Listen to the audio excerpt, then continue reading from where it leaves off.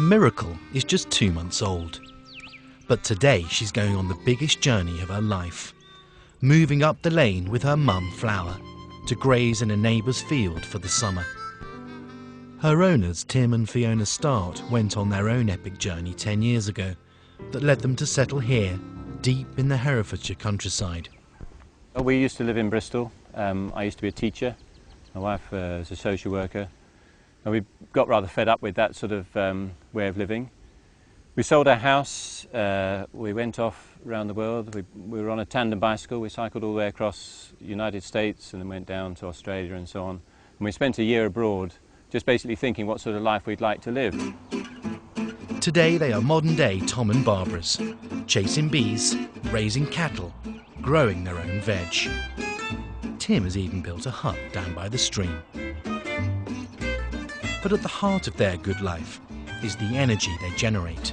I love the feeling of being self-sufficient. I think anybody who lives in a Western country has had their share of fossil fuels.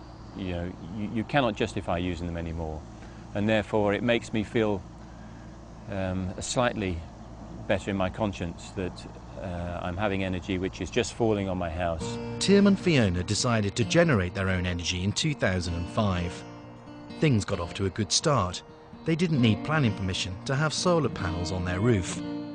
Next was funding, but Tim and Fiona secured an £8,000 grant to cover over half their costs. The final hurdle was finding the right installer. Juliet Davenport is the Chief Executive of Good Energy. She says the most reliable installers can be easily found online. Well, there's various different websites, but probably the best one is the Energy Saving Trust website.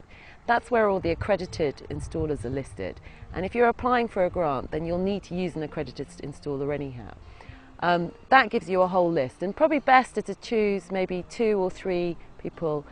If you can get some personal recommendation that somebody's done it before or somebody you know who's done it before, talk to them as well. Always good to get a word of mouth recommendation. And then get all 3 to come and give you a quote. After going through this process, Tim and Fiona employed a local installer who came highly recommended. Di Rees has a checklist to run through for people thinking about solar panels. Well, obviously there's the orientation of the house, there's the practical elements like, you know, which way the house is facing, how much electricity you use, how you use your electricity, whether you use hot water, because often hot water is a better option. It's generally more cost effective, often seen as the first choice when you're doing renewables. Tim decided he wanted the PV over and above the hot water. Some people like the idea of just generating their own electricity. It's quite an exciting concept. It's usually a 2-day job. I think the weather, it has to be dry for them to put the panels on the roof. So it was a bit wet, and I was concerned in case they fell off or stuff. But even so, it's not like you're having a building extension or something which goes on for months. It's a very swift job usually. The 3 kilowatt solar panels generate around 3,100 kilowatt hours of electricity a year, exactly what Tim and Fiona use. That's really good. Yeah, and if you time it so that you come online in spring or early summer, you're ideally placed, because then you feel like you're really cashing in. There are so many things that we're doing that are not very helpful, that we can't avoid, like driving and like buying things that come with plastic whether you want it or not. So this is one thing that you can do, and that feels good.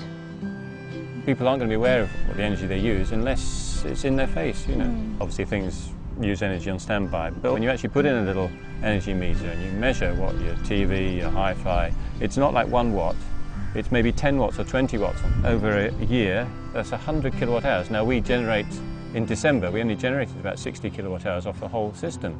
So, you know, it puts it into perspective. If I ask anybody how much petrol their car uses, or how far is it to walk to a certain distance if they're used to walking, people know those quantities very, very well. If you ask somebody how many kilowatt hours does your home use every year, they haven't got a clue. And I think this is again about our distancing from our energy use.